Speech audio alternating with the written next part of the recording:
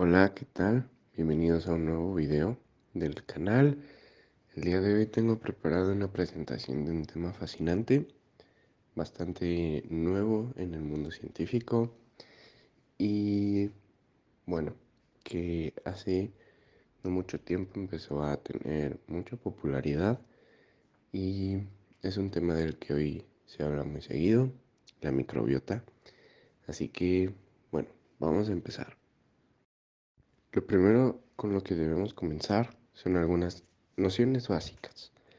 A la microbiota nos referimos a microorganismos, generalmente bacterias, pero también se encuentran en menor medida virus, patógenos, pero generalmente cuando hablamos de microbiota se entienden más bacterias. Entonces esto nos lleva a una pregunta. ¿Las bacterias son buenas o malas? Bueno, no son ni una ni otra. Las bacterias son necesarias en equilibrio en nuestro organismo. Hay bacterias que cuando hay un desorden, cuando hay más o cuando hay menos, pueden provocar bastantes problemas, generalmente en el tracto digestivo. Entonces, bueno, cuando hablamos de microbiota, de las bacterias, siempre vamos a buscar un equilibrio, que tengamos variedad de muchas bacterias, un poco de todas las bacterias para pues que todo pueda llevar un buen funcionamiento.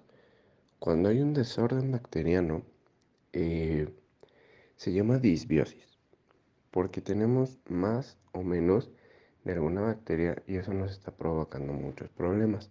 Recientemente se han hecho muchas investigaciones, han salido muchos artículos científicos, muchos libros que explican la relación que tiene una disbiosis intestinal con problemas de acné, sobrepeso, incluso de humor, lo cual es muy interesante y hace que se hable muchísimo del tema.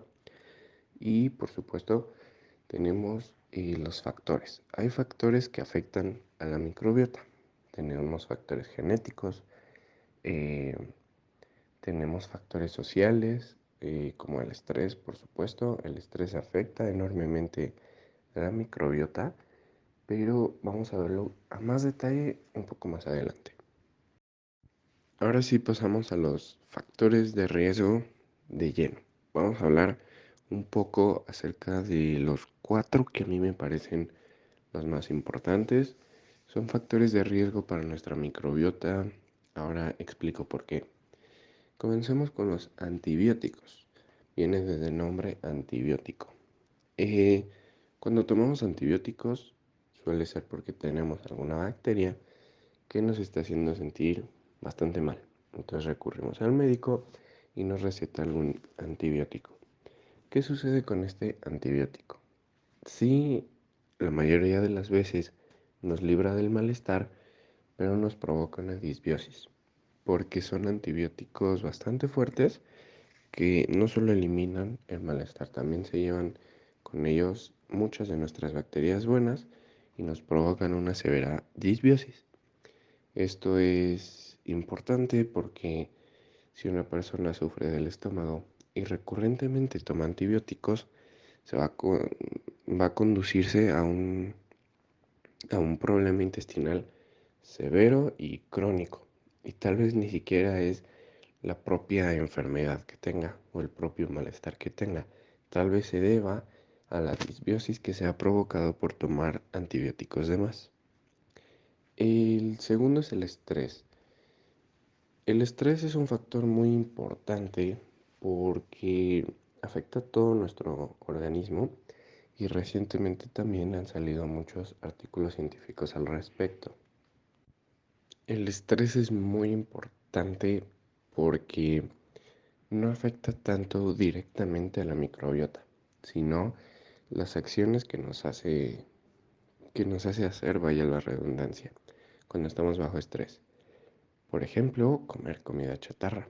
Eso es muy importante porque no le cae nada bien a nuestras bacterias intestinales. Y por supuesto, provoca el estrés algo que aún no ha sido muy bien estudiado, pero provoca algo en nuestro organismo que causa una disbiosis intestinal muy severa. Es como si al estresarnos no nos lastimamos a nosotros, lastimamos a nuestros microorganismos que se encargan de hacer funciones muy importantes para nosotros. Tenemos también el sedentarismo, porque, bueno, próximamente voy a sacar un video sobre el sistema linfático que va muy de la mano con el sedentarismo. Pero, ¿qué puedo decirles ahora del sedentarismo?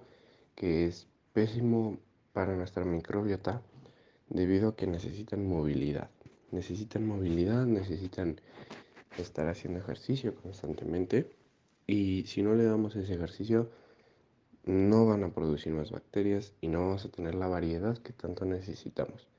También es importante no ser sedentario y estar constantemente caminando, estar constantemente en contacto de la naturaleza, porque es así como rescatamos más bacterias y tenemos mucha más variedad.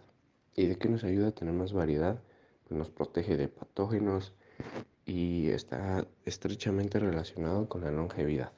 Se sabe que las personas más longevas tienen una variedad impresionante de bacterias, mucho más que personas que viven, por ejemplo, en la ciudad. Y por último, tenemos la colonización natal. Este me pareció muy interesante, lo leí en un libro sobre la microbiota de la doctora Sari Arponen y bueno, expone que el bebé en sí empieza a recibir bacterias desde que está en la placenta, pero logra una colonización de, de bacterias justo cuando nace. Entonces, bueno, si nace por parto natural, se llena directamente de las bacterias de la mamá y de la sala de parto. En cambio, se han hecho estudios y se ha comprobado que aquellos bebés que nacen por cesárea no son colonizados por las bacterias de la mamá.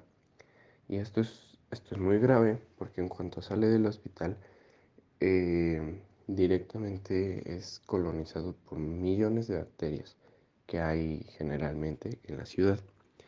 Y es muy importante esto porque son bebés que a largo plazo suelen tener muchos problemas de salud. Entonces, bueno, estamos hablando más que nada de microbiota intestinal para que quede claro, pero no es la única. Y creo que está un poco de más dar por hecho que necesitamos una buena salud del intestino para tener una buena salud de nuestra microbiota. Y está muy de más decir que también de la boca, pues lo que entra a la boca llega al intestino. Si no hay una buena higiene bucal, no hay nada que podamos hacer para impedir tener una disbiosis. Entonces, bueno, el mensaje sería más que nada cuidar todo el tracto digestivo desde que empieza, desde la boca. La boca es esencial para nuestra salud y ya se ha demostrado muchas veces que, por ejemplo, agarro otra vez eh, el ejemplo del bebé. Se ha demostrado que cuando la mamá embarazada tiene una mala higiene bucal, el bebé puede nacer con complicaciones muy fuertes y son generalmente neurodegenerativas, tales como el Parkinson o síndrome de Down. Entonces es muy importante cuidar más y más nuestra boca.